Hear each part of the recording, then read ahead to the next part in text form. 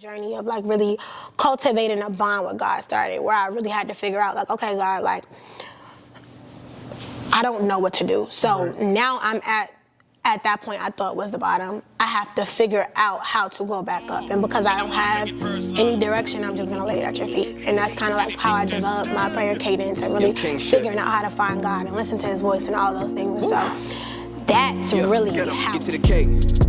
I'm on a mission for maze, no matter how long it's gonna take. I could just see it already. Give me that new Benz or the Wraith. Watch on my own back where I'm from, it was never safe.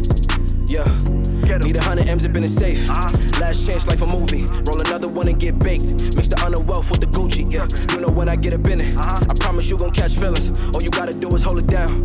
I told you I'ma kill these niggas. They telling me. What's going on, everybody? Welcome to another episode of Between the Lines podcast. Keith Elliott here, your host. Right? If you're tuning in for the first time, please go back and watch every single episode from season 1. Right? You know, you can catch us on Apple Podcasts, Spotify, Google Podcasts, every single platform, all over the place. But today we have a very, very, special guest. TOU, first and foremost, thank you for, tuning in and joining the show. I truly appreciate it. And, before I even introduce who she is and a lot about what the conversation is going to be about, I just want you guys to understand that this is going to be a conversation. You're going to get a lot from TOU today, right? You're going to get a lot about, women empowerment. You're going to get a different perspective of how important it is to just truly open up and just not deal with things, on your own, right? But more importantly, you're going to get to learn about who TOU truly is and, where she come from. So TOU, before we go ahead and get into anything, I just want you to do a proper introduction really quickly. And I'm going to go ahead and dive in and give them a little bit more. We can start the show. Perfect. Well, first, thank you for having me. Super excited to be here. My name is TOU. I am 26 years old. I'm from Harlem, New York, and I am the CEO and founder of TOU Affiliates. Dope. So I just want to kind of say something real quick before we actually start. So it's crazy how we actually doing this podcast because it was very impromptu. Right. I was on Instagram, just coming to Atlanta, was trying to figure out how to get, some lady bosses on the show. And everybody's like, yo, get TOU. So obviously that speaks volumes to what you do. So before we dive into what you do now, with Dope Affiliates and kind of what your vision is for that, I kind of want to just backtrack real quick about a little bit of your history. I kind of read a little bit about you, and I've learned that, before you even got to where you are today, you had hopes of being an attorney, a lawyer, right? You was in Boston for a while where you was working in a male-dominant job, right? You had some major deaths in your family. I believe it was your granddad, my grandmother, your grandmom, and you had a best friend, I believe, of yours, passed away as well. And then you actually just pivoted into, and you found your purpose, with Dope Affiliates. And the reason that you created that was because, as you was going through those changes in your life, you didn't want to deal with that on your own, right? Yep. You kind of wanted to create a space for women to kind of heal together because you didn't want them to kind of experience that. So, before we dive into, Dope Affiliates and your business endeavors, can you just kind of walk us through that experience for you? What was that whole phase like, dealing with those changes, being in Boston and losing your best friend, losing your grandmom? What was the perseverance behind that? How did you kind of cope with those experiences? Absolutely. So basically, I'll go back to college. So you're from New York, so not a lot of people go away to school. You don't go super far. So from New York to Georgia, that's a big leap. That's a leap, yeah. And so when I left, it was kind of I feel like back then I was a runner. I didn't really like to face problems. I was just let's just go away, figure it out, start over, it'll be good. Came to Atlanta, it was a blast, but Spelman is a amazing school, but it's so safe. They really care about you. They make sure you're in class. They check up on you. So I was still being coddled in the same way that I was coddled at home. So when I first graduated, I wanted to go straight to law school, but I realized if I went straight to school, I wouldn't have the money to afford to go to school. So I was like, you know what, I have to figure something else out. So I was applying for jobs. I wanted to stay in Atlanta, and all the attorney offices that I was offered positions at, it wasn't enough to pay rent. So I'm like, well, fuck, I can't do that. So I can't do that. So I'm like, okay, let me apply to some other jobs. So I started applying to tech, consulting, all that good stuff. And the only job that I landed that was enough money to provide for me to live on my own was in Boston. So I was, well, I gotta roll with it. I'm gonna figure it out. So I moved to Boston. I had nobody there. I didn't know not one person. And if you know Boston, is to know there's not many of us there. The community from the AUC, that's Spelman, Clark, and Morehouse, was very prominent. So I still had people, but because of the work environment, I was pretty much by myself. Thank God for my roommate, Gabby Green. Shout out to you, Gabby girl. Shout out, Gabby. She held me down the entire time, but we didn't know each other. We were complete strangers until the day that we entered our apartment. So imagine corresponding with somebody only through text and then meeting them and living with them. It's like, Yeah, that's like very different. I don't know you. So when we got there, from the day that I got there, it was chaos. Like, there were like wildfires. We had to evacuate our apartment for like a week. Like, all of these serious life challenges, and like, there's nobody to help me. Like, my car broke down in Boston. Like, that was my first time buying a car. Like, my car was already paid for. Like, just all these crazy things. And while I was there, I hated it. Like, it was probably the most, in my mind at that time, the worst thing that could have ever happened, because I felt uncomfortable. Yeah. But that's when I really grew to know myself. And I had no choice but to be between those four walls and figure out who I really was and what I wanted. And it was hard. I mean, like, my family, they were close, and I used to go home and drive back and forth, do my little 4 hours and come back, but I still had to do the hard stuff alone. And so afterwards, I got to a phase where I was like, okay, I don't want to be here anymore. I'm going to pivot again. I got to figure out how to get back to Atlanta. And I committed. I was like, I don't care if I don't get a job. I'm still going. We ended our lease, and I didn't have a job. And I was like, I'm going to figure it out. And by the grace of God, the firm that I wanted to work at before I graduated offered me a position. My friend from school, she actually ended up working in recruiting. She hooked me up, so I got the job. I'm like, perfect. I'm on my way back. Like, I got the job, making good money. I'm about to get my first apartment by myself. I'm like, I'm gonna deck it out. So I had all these plans, all these things. And then I get here, and then COVID hits. So I'm like, okay, so now we're on lockdown, and at this point, I'm like, okay, another change, but I'm happy because my friends are here, like, we're gonna figure it out. And I moved back January? Yeah, January of 2019. Yeah, I moved back January 2019, and March, my best friend passed away. And the main reason why I came back here was because my friends are my family. Like, when I wasn't at home, when I was here away from home, like, they became my village. So I wanted to be near them. So to come back and that be like the first thing to happen is like, yeah, damn. Like, I'm lost. Like, I don't understand. And for that experience, it's like she was here one day and gone the next. So for me, it was very difficult to understand, like, why is this happening? Like, losing somebody your age is a very strange experience because you anticipate, like, older people transitioning. But, like, when you look at somebody that looks like you, moves like you, like, we were just sitting on the couch together yesterday, today, you're not here. So it was rough. Like, I definitely, that was my first time really experiencing depression. Like, we couldn't obviously leave because it was COVID. So I'm in this apartment by myself in the four walls again. No one can come over. Everybody's in their respective houses. It's just me and grief, and that's it. So like, in spite of all of that, right, you know, in terms of, you know, the death and COVID hitting, obviously, you know, people can't be around each other because of COVID. Right. But was that a choice? Like, I know you speak a lot about, you know, dealing with these things, but you're not wanting that for anybody else. So, like, did you have people that you can talk to, though? I mean, although your best friend passed away, like, who was actually present for you at that time? Or was it a moment where it was like you just wasn't talking to nobody? Like, was that a choice, or was it just like nobody around? So I feel like, I will say, when my best friend passed away, like, our friend group, like Tay, my other friends, we grieved as a group in the beginning. But obviously, like, talking about the same things over the phone is kind of difficult. Like, I feel like sometimes when you want to grieve, like, maybe it's not just we're having a conversation, but your physical presence can be therapeutic. And so that's kind of what we craved in the beginning, but it was, like, far and few because obviously, like, people have their families out here that they have to go to. So part of it was by choice, but the other part was like, we really can't do things how we normally should, especially because of the way that COVID came in waves, and like, everybody's high risk, and like, I have asthma, all this different stuff. Like, you don't want to put anybody else at risk. So it was a combination. Like, yeah, I didn't want to be alone. There were people that I could have gone to, but also at that time, I didn't know how to communicate how I wanted to be supported.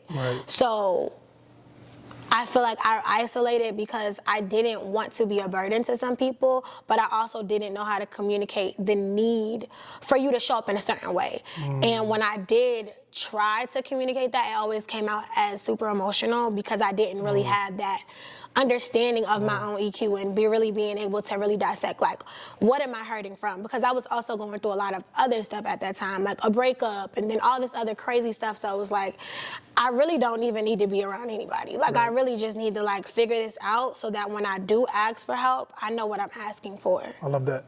And we're talking about, like, obviously you pivoting and making changes, you know, in your life and at a time like that. But when it comes to actually making those changes and those pivots, like, how were you so aware of when it was necessary to make those changes, right? Because some people, it's like, you know they got to make these changes, you know they're in unfortunate circumstances, but it's like they have no choice but to make these changes. But for you, it's like, you knew that you wanted to make these changes. You know what I'm saying? Like, You're giving me too much credit. How are you, like, okay, so how was it so good for you to, like, be aware of those changes that needed to be taken, all right, during that time? Yeah. I mean, in the situation with Anya, that's my best friend that passed away, like, it wasn't me being aware. It was, like, me spiraling and spiraling and spiraling, and then there was a point where, like, I hit the pinnacle of my depression where, like, I wasn't getting out the bed, I wasn't using the bathroom for days, I wasn't doing anything, like, I wasn't even being a human being. And I got up to use the bathroom, and I looked in the mirror for the first time in 3 weeks, and I was like, oh, this is bad. Like, this is really, like, this is not good. Like, you are actually doing more harm than good by not taking care of yourself. And no one else knows what's going on. And at that time, I was ignoring, not intentionally, but really not communicating with one of my friends who's actually, like, one of my prayer warrior friends now. And I remember after looking in the mirror, she called me, it was like clockwork, and I picked up because I didn't know what to do at that point. So I just picked up and I was crying, and she just prayed over me and prayed over me. And I kind of bring up that moment as like an indication that things needed to change because she inserted herself in. And like, I don't know if anybody's ever moved on your behalf, but in that moment, like, she picked up what I couldn't carry and she put it on her back and was like, we're gonna figure this out. And then that's really when my journey of like really cultivating a bond with God started, where I really had to figure out like, okay, God, like, I don't know what to do. So now I'm at that point I thought was the bottom. I have to figure out how to go back up. And because I don't have any direction, I'm just gonna lay it at your feet. And that's kind of like how I developed my prayer cadence and really figuring out how to find God and listen to his voice and all those things. And so that's really how it happened. It wasn't actually a choice. It was more like either you're gonna stay here and do something that's probably not the best idea, or you're gonna push past this pain that you feel and do it anyway. Right. I want to backtrack real quick. You was talking about, I know you have a brother. So do you have any more siblings? Yes. So I have a little brother from my mom, and I have 3 siblings from my dad. Okay, cool. And are they're both in your life? I'm assuming your mom and dad. Yes, they are. Okay, cool. So like, I want to talk about like, just like who you are real fast in terms of your moral values. Like, walk us through just some childhood experiences. Like, how did TOU become who TOU is today? Or like, what are some of the values and things that your mom may have taught you, your dad may have taught you? Like, give us some experience. I was raised by extremely strong women. My dad was a very pivotal figure in my life, and my dad was deported when I was young, so he wasn't able to be physically present 24/7. So growing up, my dad lived in Canada, which was like the closest country to New York. So like, obviously, like, we transitioned back and forth, but it was really always me, my mom, and my grandma. And I think a lot of, like, the balance between my grandma and my mom, like, my mom is like the hard body. So she's giving me like game. She's helping me be the best of the best. She's giving me tough love to show me like, okay, the world isn't really gonna take it easy on you. So that's kind of where I get like my work ethic, my drive from, like just being super hard on myself, the perfectionist, because excellence was the standard in my household. Like, you get an A, like, why don't you have an A+? Like, you get an A+, what's after that? Like, yeah, so that was that. And then my grandma kind of really taught me like the compassion, the nurture, the love. Like, she had the house, like, you walk in, I bring a friend. Like, if you were in my house growing up, like my grandma's house growing up, coming after school, like, she has food for all my friends. She doesn't even know you yet, but she's welcoming you and she's embracing you. So she really taught me how to care for human beings and how the value of human connection and human relationship will take you a lot further than trying to do things alone. So I really had a good balance of just like self-awareness, getting to know people, emotional connection. I really valued community growing up too, just because even though my family is small, like, it extended past just our immediate, like, everybody on the block knows us. Like, everybody, like, you know, like, we know everybody. So I grew up in a household of like love. Like, obviously I was pushed to go really hard in a lot of areas, which hardened me because my mom wasn't the hugger. She's not the congratulations, which kind of not harmed me, but it did cause some challenges further down the line. But I did benefit from it in some ways as well. And then my dad was always the giver. So he's the one that's coming in, swooping in, allowing me to love the things that I love, allowing me to be rewarded for just being myself and for being happy and really showing me, like, you know, you treat yourself, you make sure that you doing all of the things that you enjoy. Like, life is short, so I had a very good balance. Yeah, but I mean, although it was a good balance, I'm just moved to act. So you say your mom was like the hard one. Yeah. You know, she was like the very aggressive one. Like, and you said at some point y'all had some challenges. Absolutely. Like, what was that? Like, how did that truly make you feel? Like, did you ever feel like you was missing like a bestie per se? Like, did you feel like that affected you in any way? Absolutely. Like, in what ways did that really like mess up that relationship and rapport between you and your mom? Not having that soft, you know, your best friend, you know, somebody that you can actually just be vulnerable with. Yeah. And always getting like the rah. Yeah. You know what I mean?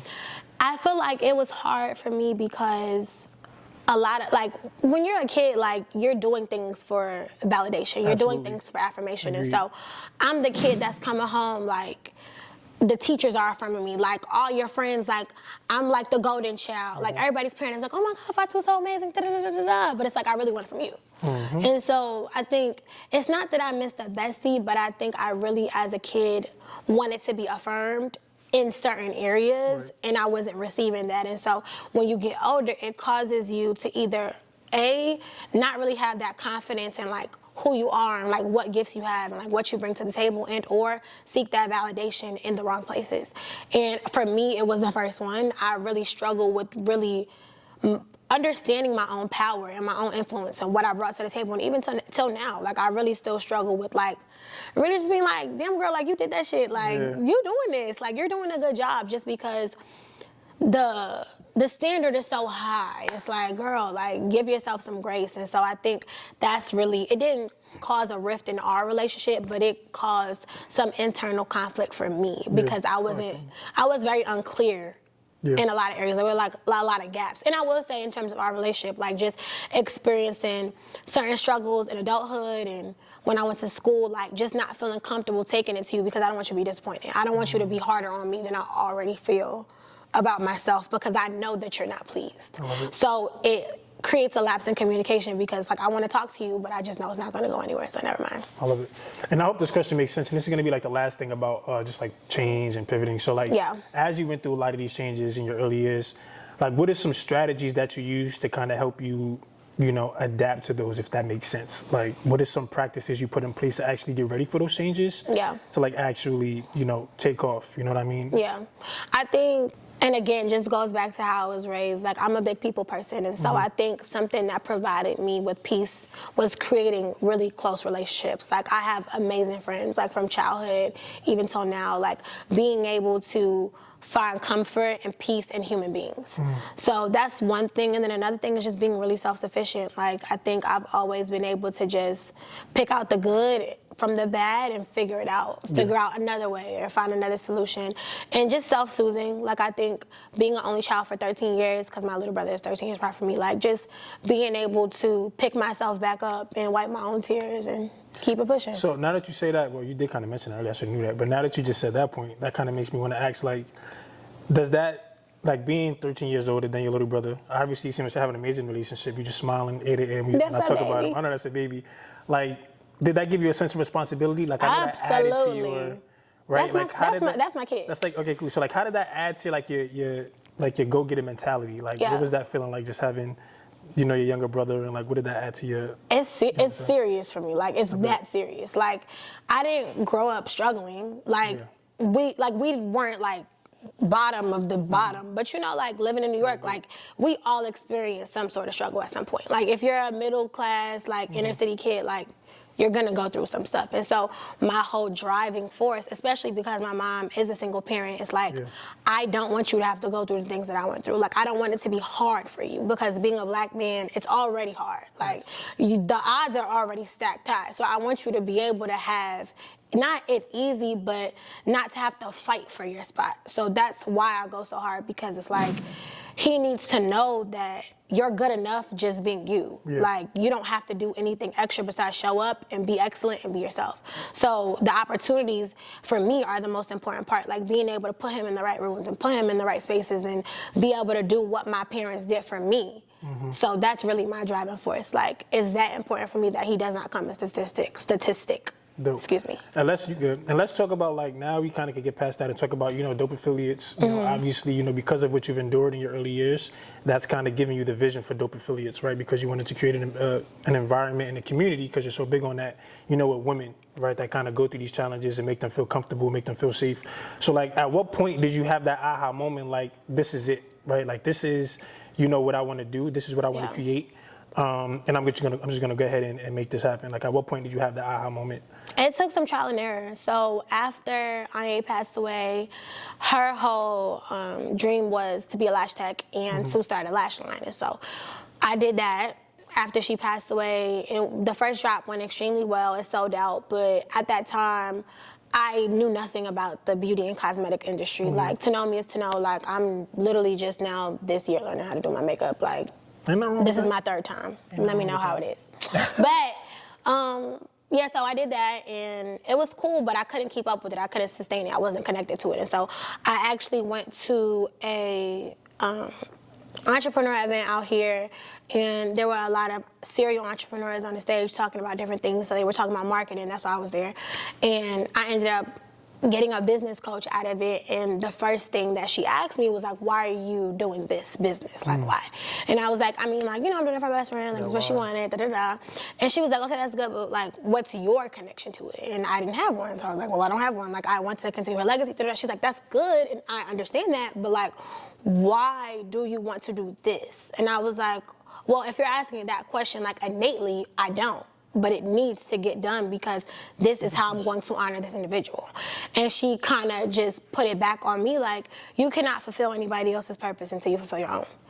And so that's kind of where I had to really dig deep and figure out, like, okay, what is it that you want to do? Like, what do you care about? What do you love? And I did a lot of soul searching. I did a lot of talking to the people that knew me the best, trying to get in like some market research, figuring out like what people think. And after talking to my coach, the close people to me, and really just talking to myself, I'm like, okay, like, I really do value community. I really do value relationship building. Like, maybe I should just take that route and then spin back and figure out the whole lash situation once I have an infrastructure where I can actually just put capital into that.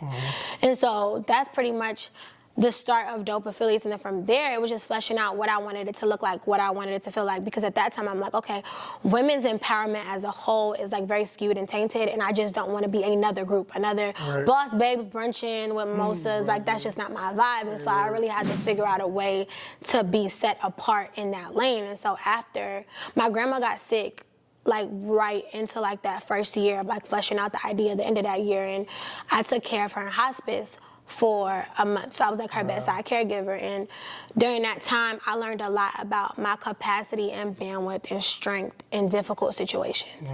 And that was kind of like, okay, I need to figure out how to provide this to people, because what I'm going through right now shouldn't be dealt with how I'm dealing with this. Like, this is not something that you should have to go through alone. And even just the way my family had to deal with my grandma's passing, like, it just wasn't ideal. And I knew that I wasn't the only person that experienced something like that. Like, I actually documented the whole month on Instagram. Like, every single day, like, I was recording all throughout my story because I wanted to be able to have memories of my grandma. And so people would DM me, like, every single day, like, waiting for the next video, like, how is she doing? Like, and it really created relationships with strangers, honestly. And so many people told me, like, this was therapeutic for me. Like, when I took care of somebody that was in the hospital, like, I didn't get to do this. We didn't have smiles. We didn't have memories. We didn't have this, that, and the third. And so that was kind of like the start of me being like, okay, like, understanding, like, it's bigger than just community. It's about healing. It's about transformation. It's about intentionally showing up for people. It's about giving people hope. It's about all the things under the sun. And after my grandma passed away, I did just fall back from everything. But, you know, like, when your purpose to do something, God sends you signs in multiple forms. And I kept getting the same sign, like, you have to pick this back up. You have to pick this back up. You have to pick this back up. So I took a year off, and then I was like, all right, I'm going to get back to it. And I got back to it. And then within 4 months, I launched. And I thought nobody was going to join. And I thought it was going to be whack. it ended up being You amazing. saying that? Yes, it's dope. So, like, how did you feel like knowing that you had that support coming from people that you didn't expect it to come from? You know what I'm saying? Like, because it's so easy to like want to launch something, but of course you have those doubts, like, oh, I don't think people are gonna support it. But like you said, you launched, but then people actually gravitated towards, you know, your vision and what it is that you wanted to create. So, like, how was that feeling for you personally, knowing that something that you thought wasn't gonna really like reach, you know, thousands of people, it's actually like, oh snap, like this is really, you know, this is it. It was scary. Like, I was scared. I was like, you know, when you first have an idea, it's like, okay, cool, it's just an idea. But now it's real and people are joining. I'm like, oh my God, what do I do? Like, I was calling my best friend today. I'm like, so like, there's 40 people that just signed up and like, I don't know what to do. And so it was empowering. It felt good, but I was very scared because I knew that the responsibility was very great because I knew what I wanted to give to people. Right. And I think after the initial fear and self-sabotage was out the window, like, me affirming myself, like, you can do this, like, you know why you're here, keep your vision in mind. After that, it just felt very, very comforting to know that people see the light in me, they see the value, they value what I bring to the table, like, they want to be here, like, it felt good. And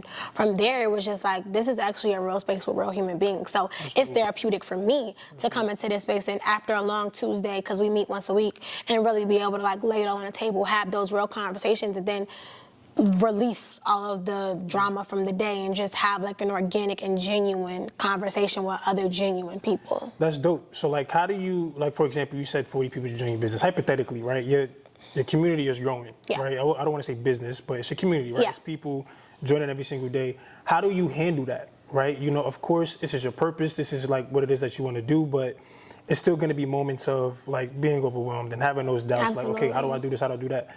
Do you have people in place to assist you?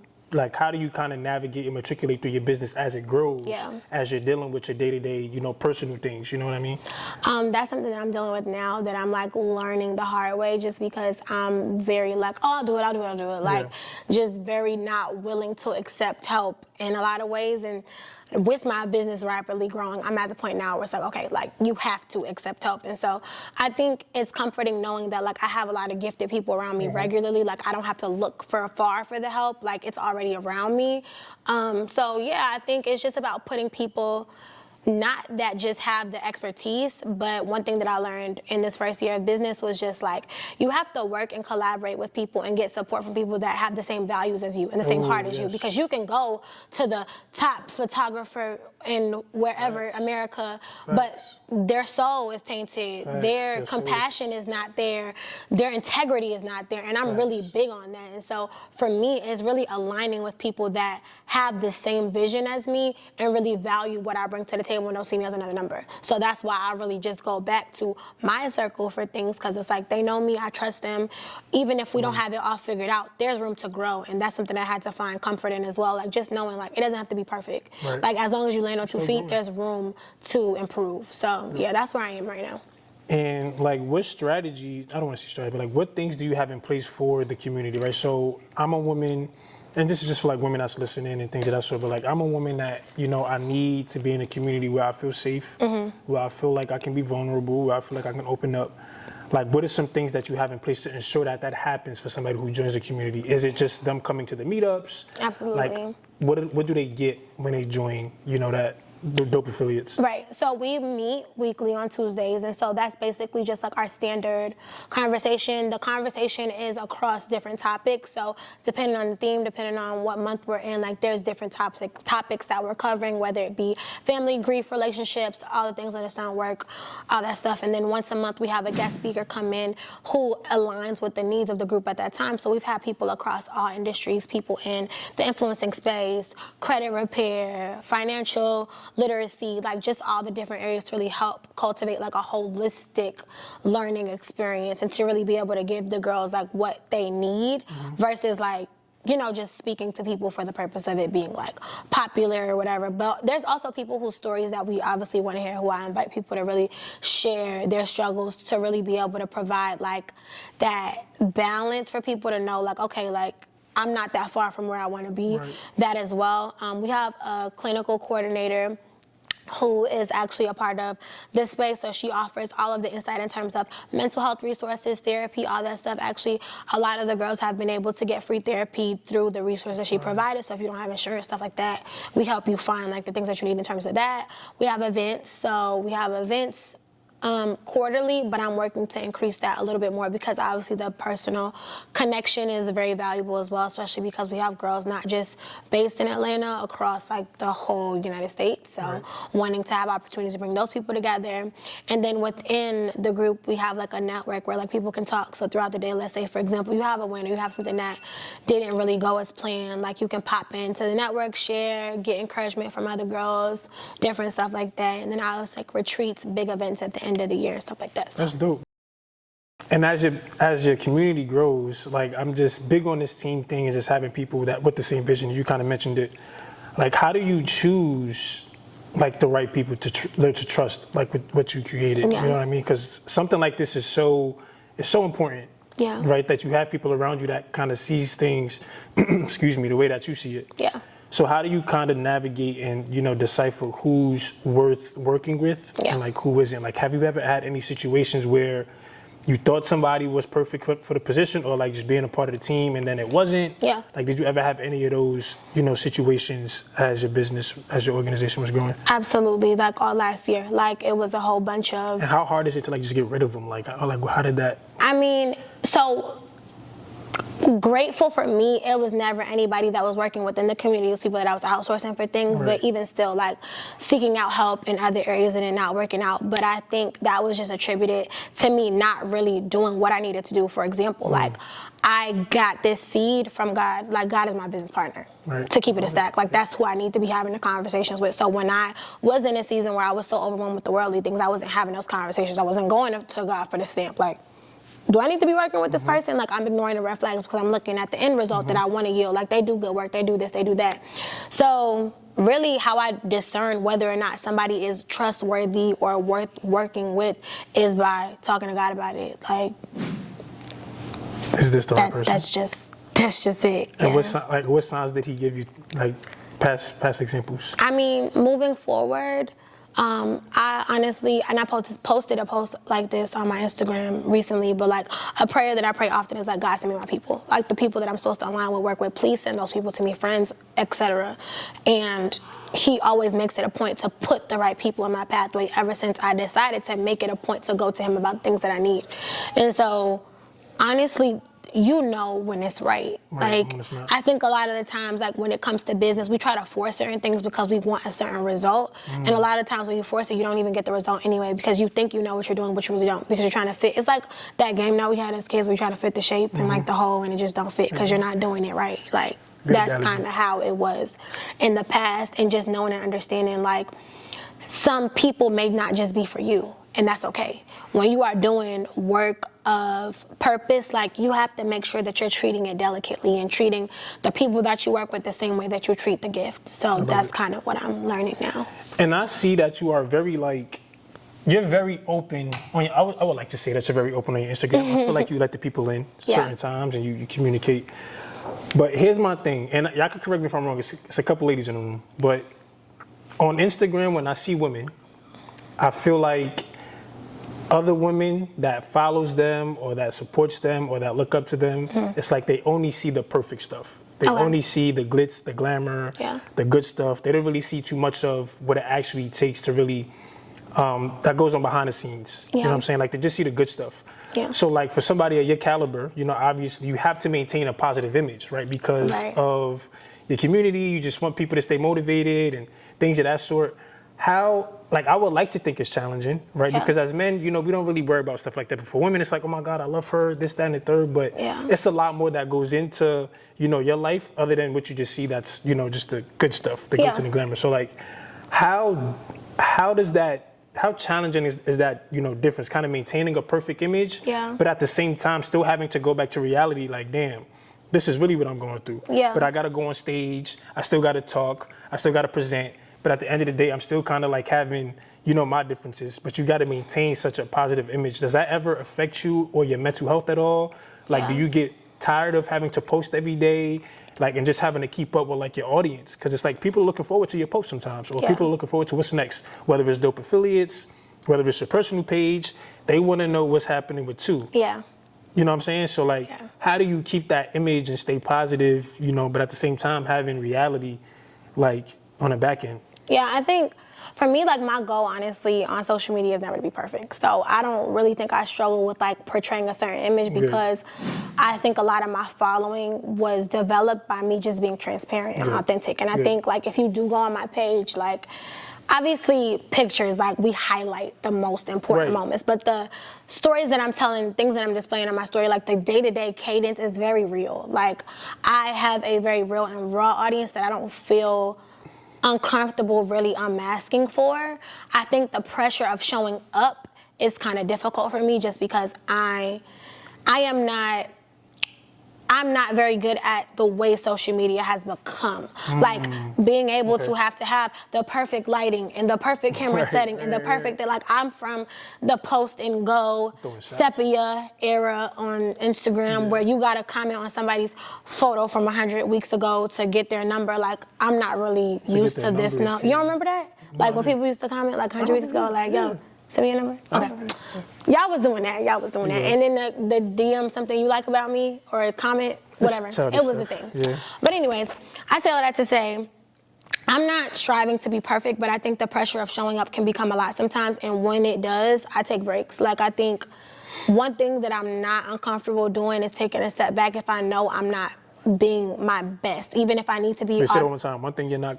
Say that one time. I'm not afraid to step back when I'm not being my best. Like, I want to be able to give people real value and not just be posting something just to post it. Okay, now how do you, everybody's different, but like, how do you develop that type of mentality? Because again, it's like, it's always, some people struggle with that. Yeah. They struggle with like knowing when it's time to give yourself a break or a second and then coming back better, because it's like you can't keep pouring out from an empty cup, right? Yeah. You got to give yourself that energy. So like, how did you kind of develop that mentality of just like, let me take a step back? Like, what advice can you give somebody that might be watching this that's like, you burning yourself out, but at the same time, the information that you're giving people is not really helping because you're not where you need to be. You know what I'm saying? Like, how did you...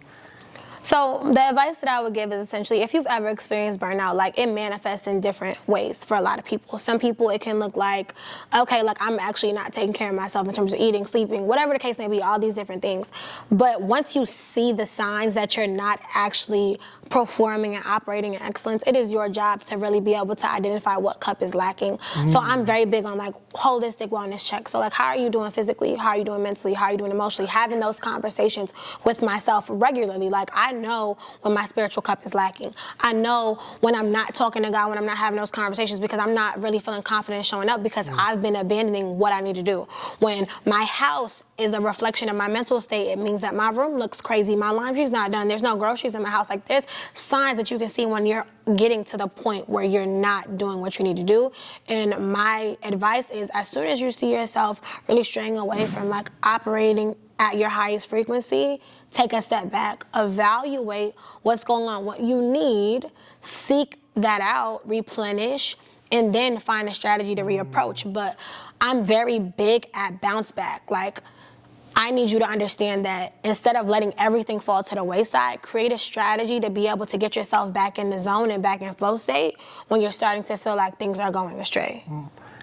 So I like how you said that my hand on your face, my bad. You fine. You said that you like to ask people about their spiritual state, mental state, whatever. So my question to you is, where are you spiritually, mentally, and business-wise on a scale of 1 to 10, and explain why you give yourself that rating? Okay, so spiritually, mentally, and business-wise. And business. Okay, so spiritually, I'm very good. I would say I'm at an 8. Okay. Like, I'm at a solid 8. I think that I've really been at a point where I'm expressing a lot of gratitude for this current moment. Like, this season that I'm in is teaching me so much and really revealing to me how good God is. And I don't take that for granted. And so I really feel like I'm on an uptrend spiritually. Like, every day I'm getting better. Emotionally, is that what you said? Spiritually, mentally. Mentally. You gotta be honest. All right, I'm giving it a 7. Okay. A 6.5, 7. I would only say that because I know I'm tired. And I think that mental exhaustion is very different than physical. Like I have a lot, like, you know, like you got 50 tabs open. Like I have a lot of tabs open right now. And I think like, you ever go to sleep but like your mind is still going? Yeah, like that's me right now. And I think I've obviously had like a lot of things just happen back to back to back to back to back. So I'm prioritizing this week, and I literally just said this, just like kind of giving myself a mental break, taking some time off from work just to like really sit in this current moment and appreciate it a little bit more. Business wise, I'm doing great. Business is booming. Business is booming. 10. Okay, cool. And what does self-care look like for you, right? As you know, with everything you're doing, what does self-care look like? Because self-care can be different for everybody, right? And self-care doesn't always got to be getting your nails done, hair done, feet done. It could be anything. It could be going swimming. It could be going, you know, to the gym, whatever. Like, what does self-care look like for you, though? And why is it important for you and your daily agenda? I value a lot of different types of self-care. Self-care to me looks like, overall though, it looks like living a truly soft life. And I feel like that term has been coined in a very aesthetic way, but soft life to me is like not doing anything that's stressful.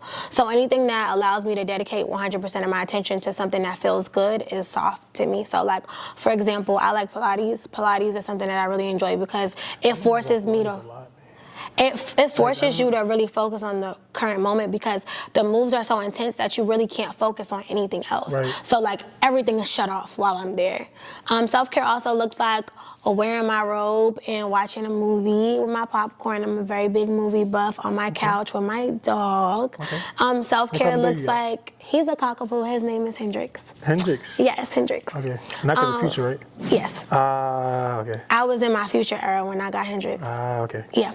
And then self-care also looks like hanging out with my friends. Like my friends replenish and refill my cup constantly. So those are like my 3.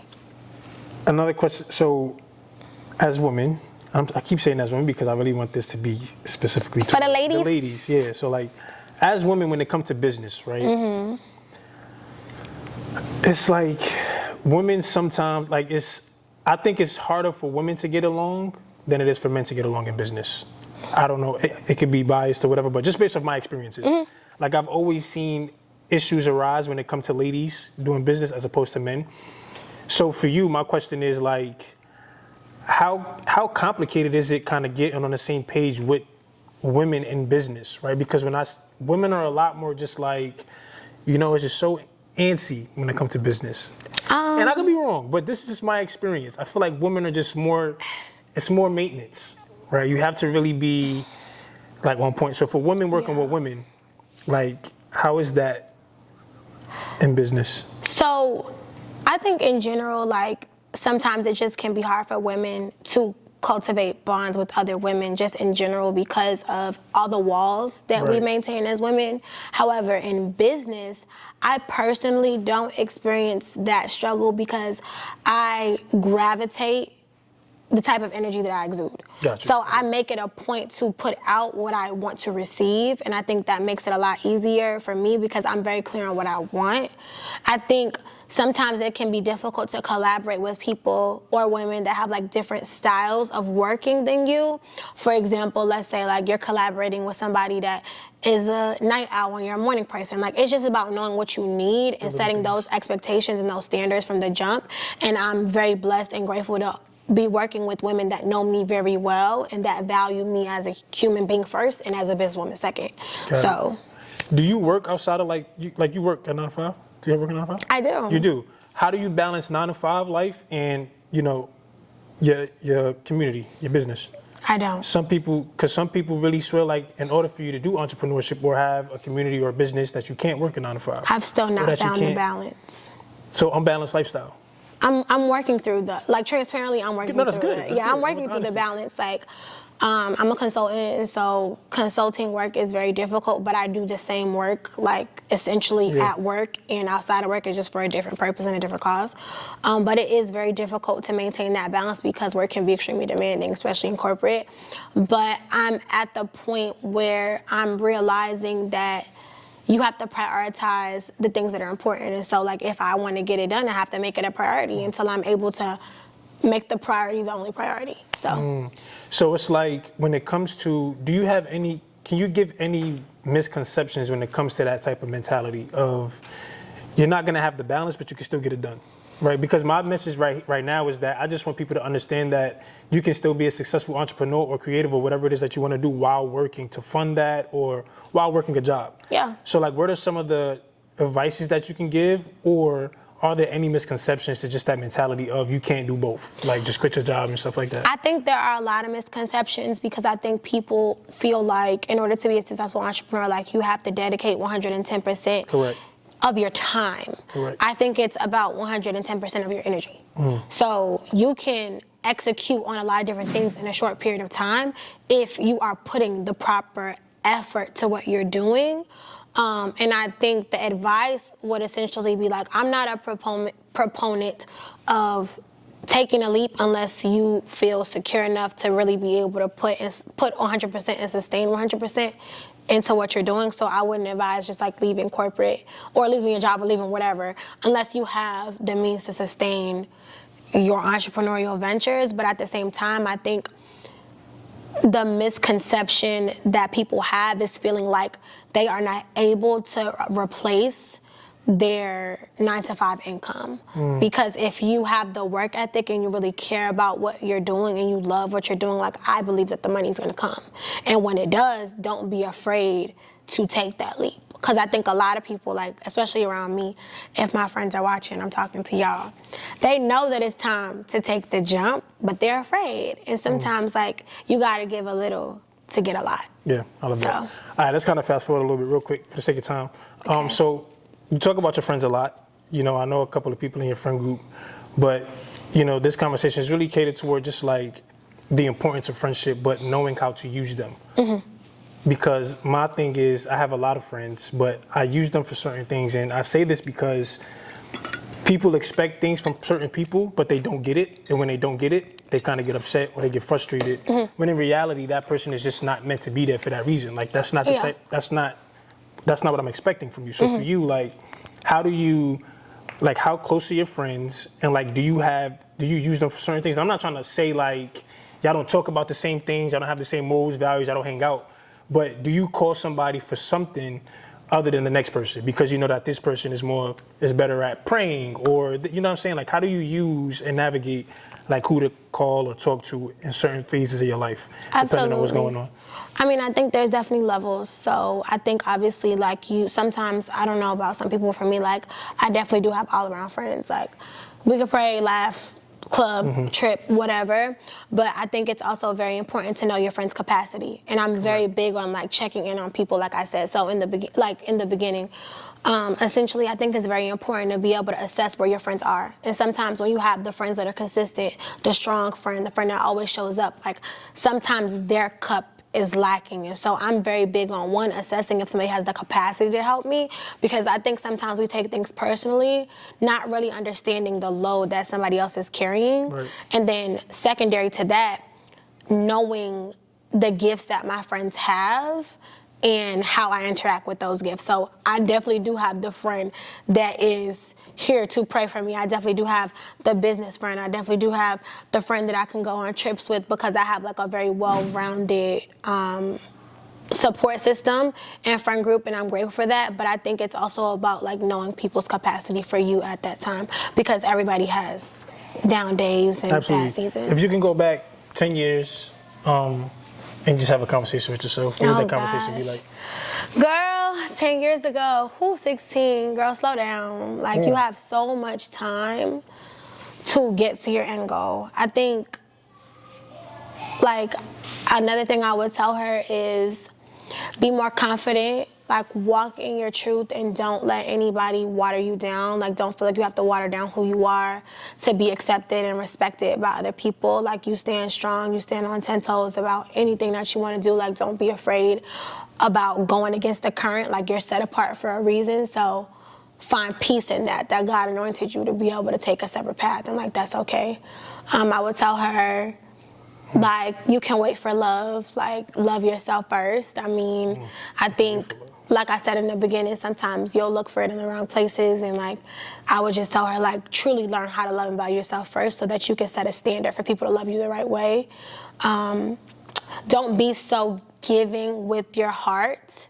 And that's just not in relationships, that's just with human beings, people, period, because a lot of people don't appreciate the love that you so easily give out, and people can run you dry. And just enjoy, like, stop and smell the roses, like, enjoy your accomplishments. Like, you work so hard for things, but it then becomes a checklist. So, like, relishing your accomplishments and really just be able to enjoy life, and just, like, knowing life is short. So show up every day and give 110% effort, and, like, keep that shit pushing. Keep that shit pushing. And what do you expect, what can we expect from, dope affiliates? What's next? What are your expectations for the rest of the year? What's coming up? Kind of talk about like what you got coming up and what you're focused on. Yeah, so coming up, definitely a lot of events for dope affiliates. My big signature event is at the end of the year in December called Giving the Girls Their Flowers, so you can definitely look out for that. Obviously, many opportunities to join dope affiliates, to join the group, obviously.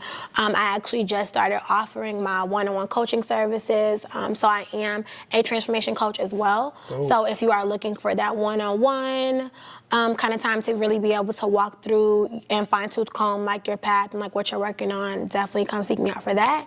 A lot more content. I want to give everybody more of the on the raw. So yeah, that's just where I am. That's dope. And how can they stay in contact with like you, the page? Yeah. Like, how can they? So definitely subscribe. I'm sleepy. That's cool. Follow me on Instagram at _tutu. Obviously on the Dope Affiliates page. Subscribe to my email list through my website, and yeah, I think that's about it. TikTok if you're feeling funny. So what I like to do before we wrap up, I like to give the guests their flowers. To be quite honest and transparent, I haven't really, I haven't followed you for a very long time. Obviously, I just, learned about you and what you do. But based on what I did see and what I did kind of observe and learn about you, you're doing some dope shit. Not even just for the women, but just in general. Like, I feel like your energy that you exude is necessary, especially with what's going on in the world today, bro. It's like we need that type of love. So just keep doing what you're doing. I wish you well, with your endeavors, your community, whatever you got going on. I'll support it 1,000%. And yeah, just keep being dope. Like, I think we need more people like that in the world. So yeah, look, man, if y'all enjoyed the conversation, please be sure to follow TOU on all social platforms. Right, what's your Instagram? You gonna be Instagram? Yeah, _TOU. Okay, cool. So make sure you stay connected with her. So look, if you enjoyed it, leave a comment, like, subscribe, all that good stuff. Leave questions, we'll answer it. And look, see you on the flip side. We love y'all. Bye. Peace. Good. Dope. Yeah, get to the cake. I'm on a mission for maze, no matter how long it's gonna take. I could just see it already. Give me that new Benz or the Wraith. Watching my own.